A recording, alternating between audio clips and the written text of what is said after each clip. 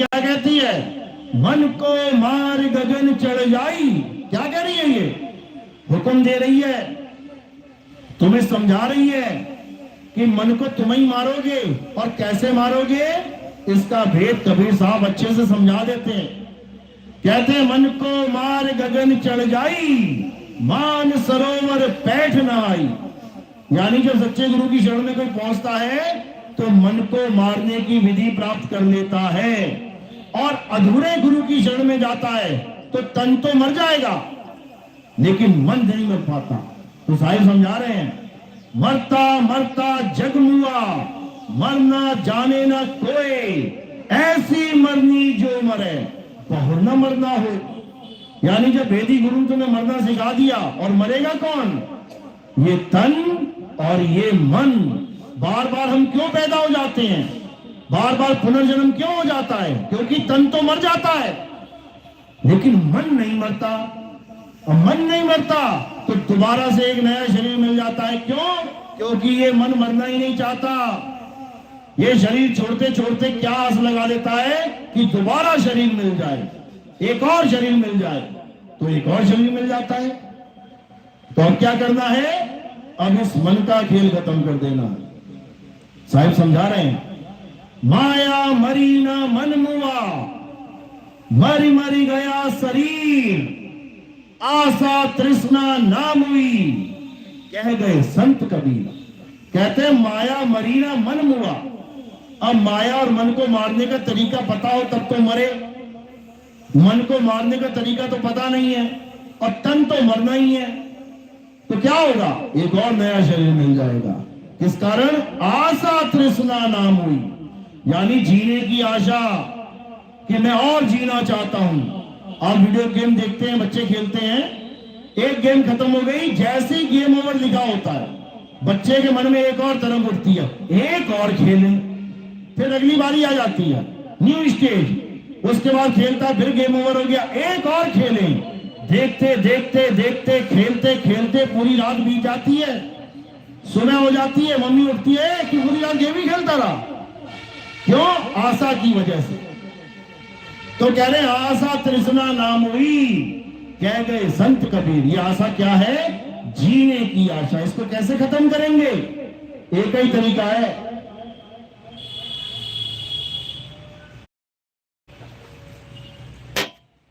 जीने की आशा को खत्म करने का एक ही तरीका है। अब जीने की आशा है किससे, पहले तो ये समझ लेते हैं। कौन है जो जीने की आशा लेके बैठा है? कौन है वो? मरने वाला। जो मरने वाला है वही जीवन की आशा लेके बैठा है। हॉस्पिटल में जाके देख लो, जो मरने वाले हैं, आईसीयू में हैं, इमरजेंसी वार्ड में बैठे हैं, डॉक्टर कह रहा है कर लो सेवा 2-4 दिन बस। अब उस मरने वाले आदमी के पास तुम 50 लाख का सोना लेके जाओ, 50 करोड़ का सोना ले जाओ, अरबों खरबों रुपया ले जाओ, जो कल मरने वाला है उसको कहो ले भैया पैसा ले ले। खुश है? तो कहेगा भाई ले जा, जाके उसको गाड़ दे, कहीं फेंक दे, हटा दे इसको, ये मुझे नहीं चाहिए। क्यों नहीं चाहिए? सारी उम्र तो इसी के पीछे भाग रहा था। अरे अगर इतना पैसा मेरे पास होता मैं डॉक्टर को देके ये कह देता मुझे और जीवन दे दे। नहीं चाहिए ये तो क्या चाहिए? किस चीज की आस है? जीने की आस है। मैं जीना चाहता हूं। तो ये जीने की आस किसे होती है? जो मरने वाला होता है। कहते ना, एक गाना है ना, हम तुम्हें चाहते हैं ऐसे। कैसे? मरने वाला कोई जिंदगी चाहता है जैसे। यानी इससे ज्यादा मैं क्या बोलूं? यानी 3 लोग की प्रॉपर्टी एक तरफ और मेरी चाहत एक तरफ। चाहत क्या है? वो तो गाना है, चलो किसी लड़की को चाहता है, किसी प्रेमिका को चाहता है। यहां कौन किसको चाहता है? यहां जीव जीना चाहता है, जीना। और जीना कौन चाहता है पता है? जो अमर है।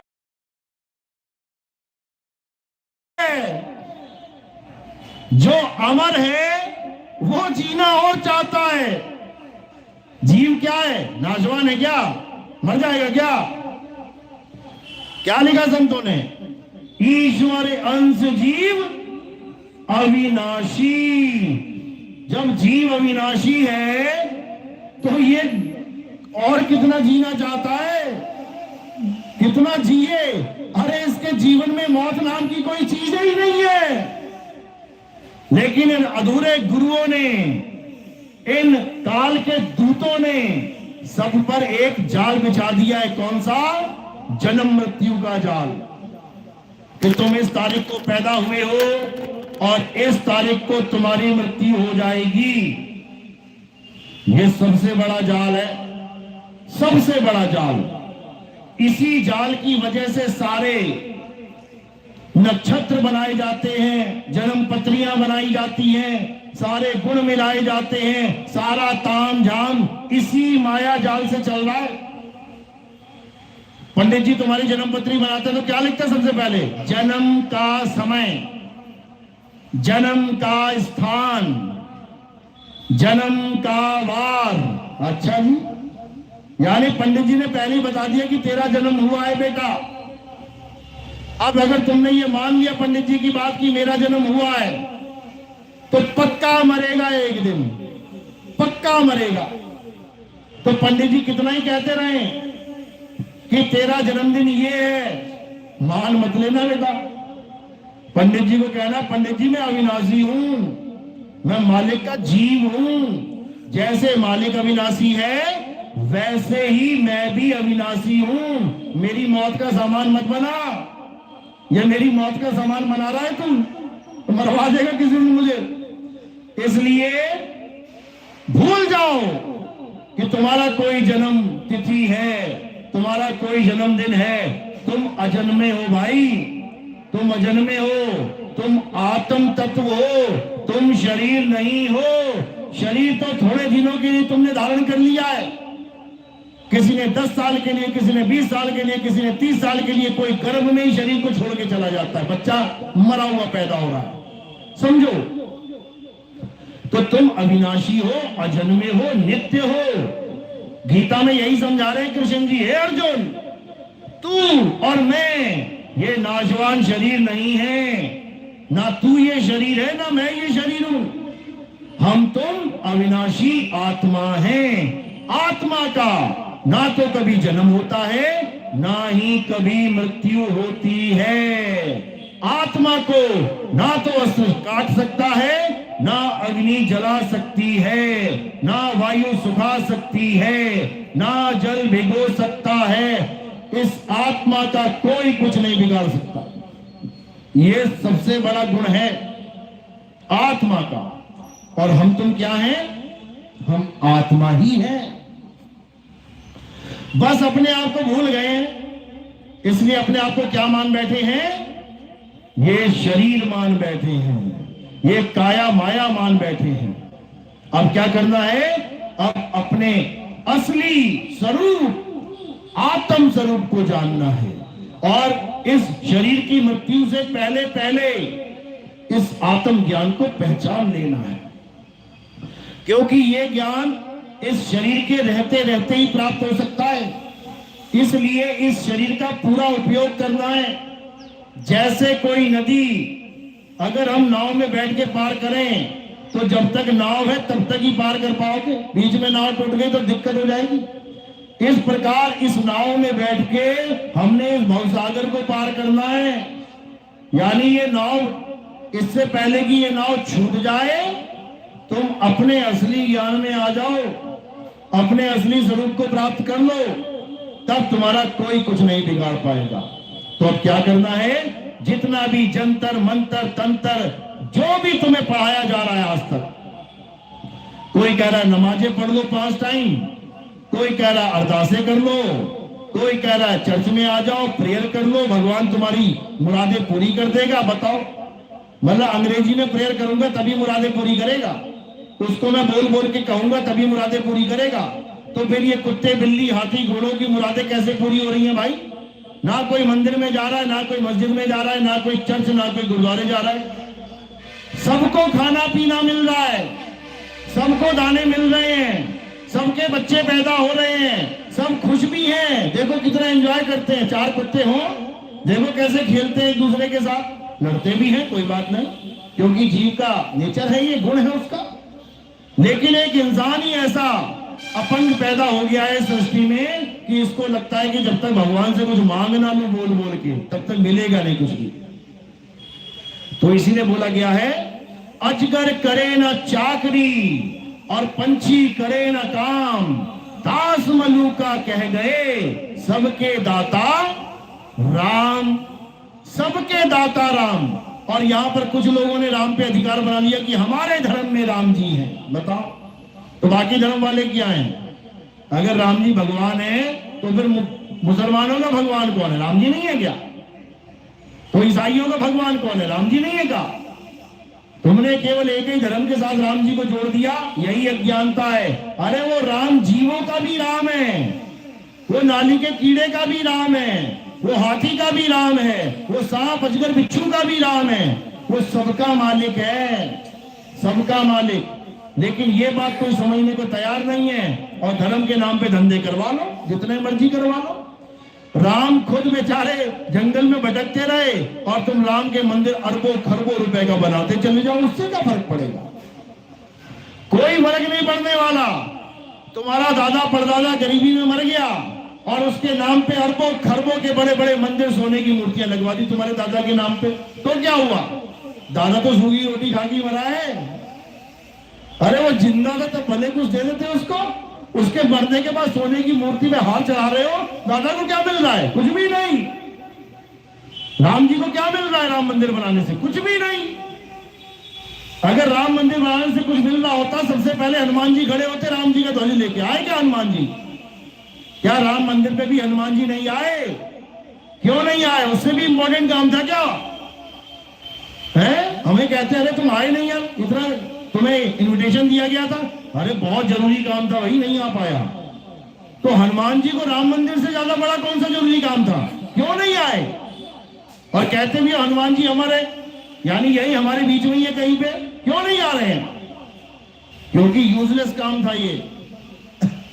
अगर कोई बड़ा इंपॉर्टेंट काम होता तो पक्का आते, पक्का आते, लेकिन नहीं आए। इसलिए क्योंकि उनको पता है इसमें राम रहते ही नहीं है। राम कहां रहते हैं? हनुमान जी ने पूरे समाज के आगे, पूरे दरबार के आगे अपनी छाती चीर के दिखाई दी। भूल गए क्या? वहां रहते हैं राम हनुमान जी के, वो अयोध्या में नहीं रहते कि तुमने 4 ईंटें लगा के राम जी का मंदिर बना दिया। हनुमान जी के राम उनकी छाती में रहते हैं। अब इसका मतलब ये नहीं कि तुम्हारी भी छाती में रहते हैं, वो एक सांकेतिक ज्ञान है। यानी हमारा राम हमारे भीतर रहता है। भीतर कैसे? जैसे एक राई का दाना है, जैसे एक सरसों का दाना है। तो सरसों का दाना तुम्हारे सामने पड़ा है, तो सरसों का तेल कहां है? उसी दाने में, उसी दाने में वो तेल है।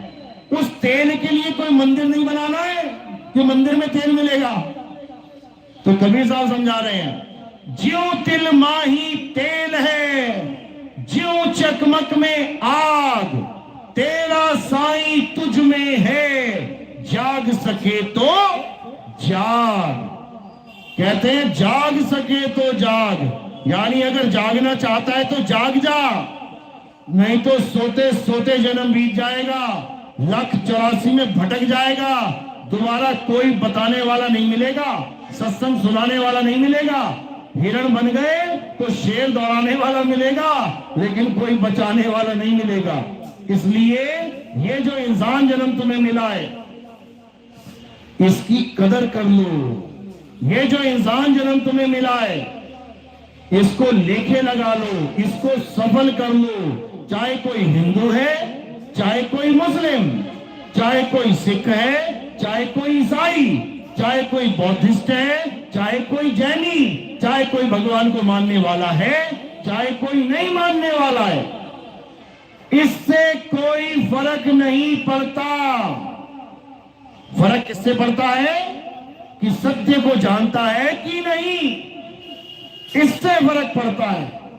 तो हमने क्या करना है? हमने ये जानना है कि आखिर सत्य क्या है और असत्य क्या है, क्योंकि सत्य वो है जो हर धर्म में प्रधान है। जैसे हम कहते हैं सत्य क्या है, ईश्वर सत्य है, यानी ईश्वर कौन है, सत्य ही है। लेकिन हम जानते ही नहीं सत्य क्या है, तो हमने ईश्वर किसको मान लिया, शरीरों को। राम जी ईश्वर हैं, हनुमान जी ईश्वर हैं, शंकर जी ईश्वर हैं, दुर्गा जी ईश्वर है, ये ईश्वर है, वो ईश्वर है, दुनिया भर के मंदिर बन गए। क्योंकि हम सत्य को ना जान पाए, इसलिए असत्य यानी कि शरीर को पकड़ के मंदिर बनाने शुरू कर दिए। अब मुसलमानों में क्या है, मुसलमानों कहते हैं अल्लाह अल हक, यानी अल्लाह कौन है, अल्लाह ही सत्य है। अब सत्य है क्या, किसी मुसलमान से पूछ लो, कुछ नहीं पता। क्या कहेगा, 5 टाइम की नमाजें पढ़ लो, मिल जाएगा परमात्मा, मिल जाएगा अल्लाह। अरे नमाजें हैं क्या भाई, नमाजें अक्षर है, अरबी के कुछ अक्षर तुम्हें रटवा दिए गए, तुम रोज 5 टाइम वही अक्षर अक्षर अक्षर रट रहे हो, लेकिन सत्य क्या है उसका तुम्हें एक भी ABCD नहीं पता। तो कैसे बात बनेगी, बिल्कुल नहीं बनेगी। तो सत्य जो जान लेगा वो नमाज नहीं पढ़ेगा, वो क्या करेगा, वो अल्लाह का जिक्र करेगा, जिक्र। क्योंकि 2 फर्ज बताए गए हैं, एक फर्ज है नमाज, वो किसके लिए है, वो छोटे बच्चों के लिए है। जो सत्य को नहीं जान पा रहा है वो नमाज पढ़े, यानी लाइन पे लगा रहे। एक ना एक दिन कामिल मुर्शिद जीवन में आएगा और उस नमाजी को सच्चा मुसलमान बना देगा, पक्का मुसलमान बना देगा, अल्लाह का जिक्र करने वाला मुसलमान बना देगा। दोनों में फर्क क्या है, नमाज पढ़ने वाला केवल 5 टाइम नमाज पढ़ता है, और अल्लाह का जिक्र करने वाला 24 घंटे अल्लाह का जिक्र करता है। जिक्र का मतलब समझ लो क्या होता है, जिक्र का मतलब होता है याद करना, याद।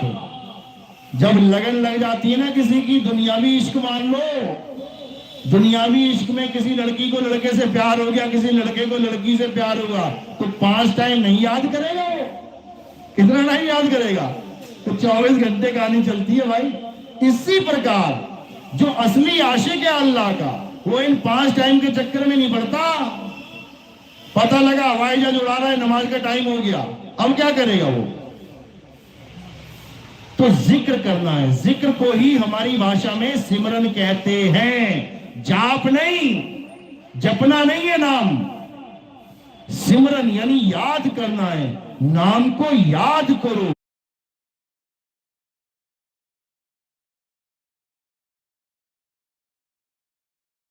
नाम को याद करो, नाम ही अल्लाह है, नाम ही वाहिगुरु है, नाम ही गॉड है। लेकिन हम नाम को जानते नहीं, इसलिए हम अक्षरों वाले नाम को पकड़ लेते हैं जो इंसानों ने बनाए हैं। हिंदी के अक्षर, पंजाबी के अक्षर, उर्दू के अक्षर, इतने दुनिया पे अक्षर ही अक्षर, अक्षर ही अक्षर है, पकड़ लो जाके, कुछ नहीं होने वाला। तो अल्लाह अल हक, अल्लाह ही सत्य है, और जो अल्लाह को पाएगा उसके मुंह से क्या निकलेगा, अनल हक, यानी मैं ही सत्य हूं। क्यों, क्योंकि उसने जान लिया कि मैं आत्मा हूं, और आत्मा क्या है, सत्य है, तो वो यही तो कहेगा मैं आत्मा हूं, यानी मैं सत्य हूं। जिसने अनल हक बोला उसको जहर पिला दिया गया। देख लो इतिहास, किसने बोला था अनल हक है, बहुत से बाबाओं ने बोला, जिस भी बाबा ने बोला मुसलमानों ने उसको जहर पिला दिया। क्यों, कहते देखो अपने आप को खुदा बता रहा है। अरे खुदा सत्य है और सत्य आत्मा है, और तुम आत्मा ही हो। खुदा तो नाम रख दिया गया है सत्य का, किसी ने खुदा रख दिया, किसी ने अल्लाह रख दिया। कुरान में 99 नाम रखे गए हैं सत्य के, कादिर, करीम, कितने कितने नाम रखे हैं। तो ये कौन है फिर अलग अलग नाम, वो सत्य के ही नाम है। इसी प्रकार सत्य का एक नाम और है आत्मा। हे अर्जुन, आत्मा ही सत्य है और हमने क्या बनना है? आत्मज्ञानी। यानी हमें वो ज्ञान चाहिए जिससे मुझे मेरी असलियत पता लग जाए, मैं ये हड्डी मांस खाल बाल ही ना बना रहा हूं सारी उम्र। क्योंकि अगर मैं हड्डी मांस खाल बाल बना रहा तो पक्का मरूंगा। और अगर मुझे ऐसा गुरु मिल गया जो मुझे आत्मा का भेद समझा के आत्मा ही बना दे, आत्मा ही हो जाऊं मैं, अब कब मरूंगा? कितने कितने साल में मर जाती है आत्मा?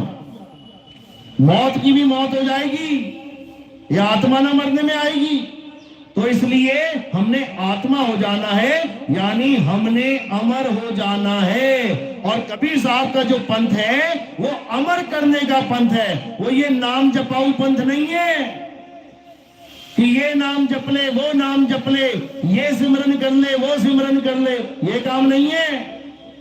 कबीर साहब का पंथ है तुम्हें आत्मा बनाने का, तुम्हें अमर बनाने का।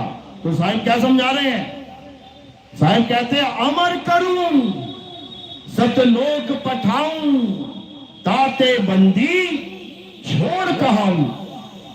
यानी मेरा एक ही काम है, तुम्हें अमर कर देना, अमर कर दूंगा तुम्हें और इस काल के जाल से बचा लूंगा।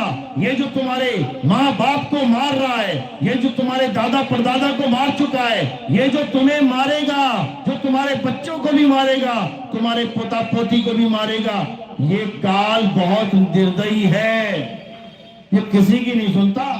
तो भोले शंकर की पत्नी मार दी इसने, 6 महीने लेके घूमना पड़ा भोले शंकर को। महामृत्युंजय मंत्र उनके पास है, क्यों नहीं जिंदा कर दिया? क्योंकि जब काल मारता है तो फिर कोई बचा नहीं सकता, समझ लो।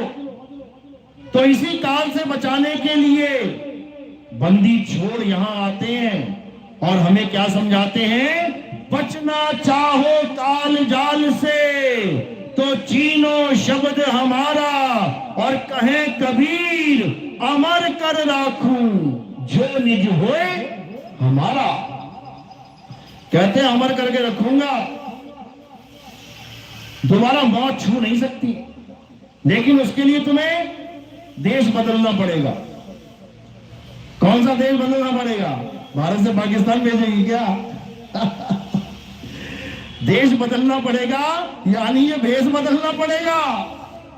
ये भेष ही मर रहा है और इसी देश में मर रहा है, तो देश और भेष इन दोनों को यहीं छोड़ देना, तब बात बन जाएगी। साहिब समझा रहे हैं, रहना नहीं देश बेगाना है, ये धरती कागज की पुड़िया, बूंद पड़े घुल जाना है, ये संसार झाड़े और झाखड़ उलझ पुलझ मर जाना है। कहे कबीर सुनो भाई साधो, सतगुरु नाम ठिकाना है, रहना नहीं देश बेगाना है। यानी अब इस 3 लोग को, बेगाने लोग को छोड़ने की तैयारी कर लो। और कहां जाके समाना है? सतगुरु नाम में समाना है। नाम ही परमात्मा है, परमात्मा में ही हमारा मिलन होना है, तब जाके हम इस बंधन से छूट पाएंगे। तो साईं यही समझा रहे हैं कि जाप के चक्कर में मत पड़ जाना। ये जो कहते हैं 5 करोड़ बार नाम जप लो, 8 करोड़ बार नाम जप लो, 9-10 करोड़ बार नाम जप लो, 21,000 साल नाम जपता रहा कौन? पराशर ऋषि। तुम्हारी कितनी उम्र है? तुम 100 ना पूरा कर पाओगे, 80 में तुम्हारी टांग लड़ जाएगी कमर में। 21,000 साल नाम जाप करता रहा कौन? पराशर ऋषि। क्या हाल हुआ उसका? मल्ला की बेटी के साथ भोग विलास करके अपनी 21,000 साल की कमाई गंवा दी। और ये लोग कहते हैं कि तुम्हें आत्मज्ञान हो जाएगा, तुम काम क्रोध लोभ मोह से परे हो जाओगे। बताओ 100 साल में, और वो 21,000 साल नाम जपता रहा, उसका ना हो पाया।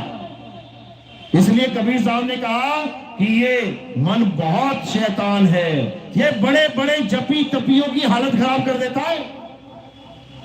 देवताओं को, राजा को, देवताओं का राजा स्वर्ग में बैठा है, अप्सराएं नाच रही हैं, लेकिन उसके अंदर जो मन बैठा है गौतम ऋषि की झोपड़ी में ले जाता है उसको। अप्सराओं को छोड़ के ऋषि की पत्नी को भोगने आ रहा है। कौन? देवताओं का राजा। ऐसे नहीं मिल जाता ये राज। हजारों हजारों साल नाम जाप करना पड़ता है, तब जाके इंद्र की पदवी मिलती है। और जब नीचे कोई नाम जाप कर रहा होता है तो इंद्र का सिंहासन डोलने लग जाता है। क्यों? क्योंकि बेटा तेरी गद्दी पे कोई और आने वाला है। जब इलेक्शन होते हैं ना तो सीएम पीएम की हालत खराब हुई पड़ती है। क्यों? पता नहीं कौन आगे बैठ जाएगा अगला। फिर साम दाम दंड भेद सब चालू हो जाता है इलेक्शन टाइम में। क्यों? गद्दी का लालच। गद्दी नहीं रही तो कौन इंद्र कहेगा मुझे। ये सब इसी नाम जाप का बवाल है, खिचड़ी है ये। अब क्या करना है? इस नाम जाप को त्याग दो, छोड़ दो इन नामों को। हिंदू राम राम, अल्लाह अल्लाह छोड़ दे, वाहिगुरु वाहिगुरु छोड़ दे, सारे धर्म के जितने लोग हैं सब छोड़ दो। अब क्या करना है? अब अपनी आत्मा के साथ अपने ध्यान को जोड़ लो। हे अर्जुन, जो अपनी आत्मा को अपने इसी जन्म में प्राप्त कर लेते हैं, उसी आत्मा में स्थित हो जाते हैं, उसे स्थित प्रज्ञ कहते हैं। अब स्थित प्रज्ञ बन जाना है। अब आत्म ज्ञान में ऐसा दृढ़ हो जाना है, किसी नाम की जरूरत ही नहीं रह जानी है। समझ लो। तो ये ज्ञान कब होता है? जब तुम्हारे जीवन में कोई भेदी संत आता है। भेदी, तो भेदी क्या बताएगा? नाम नहीं जपवाएगा। भेदी तुम्हें भेद समझाएगा। भेद का मतलब होता है रहस्य। तो भेदी किसका रहस्य बताता है? सोई गुरु पूरा कहावे, जो 2 अक्षर का भेद बतावे। कौन कौन से 2 अक्षर? एक ये मुंह से बोले जाने वाले अक्षर, हिंदी के अक्षर, अरबी के अक्षर, पंजाबी के अक्षर, गुजराती के अक्षर, बंगाली, चाइनीज, मोंगली, जितने अक्षर सुन पाओ सारे अक्षर। और दूसरा अक्षर क्या है? दूसरा है आदि अक्षर। आदि अक्षर यानी आत्मदेव। आदि यानी आद सच, जुगाद सच, है भी सच, नानक होसी भी सच। उस सत्य को बताता है जो सदा सदा से था, सदा है, सदा रहेगा। उस सत्य से जोड़ता है गुरु। तो 2 भेद कौन से हैं? एक ये 52 अक्षर जो जीव से बोले जाते हैं, साहिब समझा रहे हैं। 52 अक्षर जीव आधारा, आदि अक्षर जीव्या से न्यारा, वाही को सत सिमरण कहिए, सिमर सिमर नर उतरो पारा। कहते 52 अक्षर जीव आधारा। अभी तुम्हारी जीव है तो हिंदू राम राम जप रहा है, राम राम राम, राधे राधे राधे, ओम नमः शिवाय। मुसलमान के जीव है तो जपेगा अल्लाह अल्लाह वाहिगुरु। जो भी सिख के जीव है तो वाहिगुरु वाहिगुरु, ईसाई के जीव है तो हालेलुया। और सबकी जीव खत्म हो जाए, कट जाए, लकवा मार जाए, अब बताओ क्या जपोगे? यानी बिना जीव के तुम किसी का नाम नहीं ले सकते। जीव है तो भगवान का नाम है, जीव नहीं तो कोई नाम वाम नहीं। इसको समझ लो। तो कह रहे हैं 52 अक्षर जीव आधारा, आदि अक्षर जीव्या से न्यारा। न्यारा है वो जीव से, लेकिन उसको समझने के लिए बहुत बहुत विवेक चाहिए। इतना विवेक चाहिए कि तुम्हें सोच भी नहीं सकते तुम कि तुम्हारे साथ क्या होने वाला है। अगर तुम्हारा विवेक जग गया तो तुम्हें क्या महसूस होगा कि बाप रे बाप, ये सारी दुनिया जा कहां रही है, ये सारी दुनिया जा कहां रही है, सत्य क्या है और क्या पकड़ के बैठी है। सारी दुनिया, केवल हिंदू नहीं, केवल मुसलमान नहीं, केवल सिख नहीं, केवल ईसाई नहीं, सारी दुनिया तुम्हारे अंदर कूट कूट के दया भर जाएगी कि कैसे समझाऊं इनको मैं। एक एक जीव को समझाने की ताकत पैदा हो जाएगी कि इसको बचाऊं, कि उसको बचाऊं, कि उसको बचाऊं। अरे सारा संसार ही डूबने को बैठा हुआ है, किसको बचाओगे? कबीर साहब कहते हैं, अरे काको समझाऊं, यहां कुएं भाग पड़ी, किस किस को समझाऊं, इतना बुरा हाल है। कासे कहूं सब जग अंधा, और सबके गले में माया का फंदा। जो तुम्हें दिख रहा है कि बहुत बड़ा भगत है, बहुत बड़ा भगत है, 84 में जाने वाला है वो भगत, और तुम लगा रहे हो जोर की कैसे बचा लिया जाए इसको, और वो तुम्हें अपना दुश्मन मान रहा है। देखो उल्टा काम, जिसको तुम बचाने जा रहे हो वो तुम्हें गालियां देके भगा रहा, भाग यहां से। ऐसा भी होता है, जो डूब रहा है तुम उसको डूबने से बचाओ, वो कहता भाग, तेरा कुछ फायदा होगा इसलिए हाथ दे रहा है मुझे, निकल यहां से। ऐसा होता है। तो इसलिए सत्य को जानना है तो हमारे सत्संग YouTube चैनल पे आप सुन सकते हैं। आपने क्या टाइप करना है, नितिन दास के सत्संग, बस और कुछ नहीं करना है। नितिन दास के सत्संग, एक बार घुस जाना बस सत्संग में। अगर परमात्मा ने मोहर लगा रखी है तो बेटा पक्का वीजा मिल जाएगा निकलने का यहां से, फिर यहां नहीं रहने वाले तुम। और अगर मोहर नहीं लगी है तो तुम 50 साल भी सुनते रहोगे, तब भी तुम्हारे समझ में नहीं आएगा, गरियाते रहोगे कि क्या बोलता रहता है ये। तो मालिक की ऐसी मौज है भाई, जिसके समझ में आ गया वो हो गया दीवाना, और जिसको समझ में नहीं आया उसको पड़ेगा 84 में जाना। बोलिए सदगुरु बंदी जोड़ कबीर साहिब की सदा ही जय हो। साहिब बंदी सतनाम। आज का सत्संग यही समाप्त करते हैं। अब आरती का समय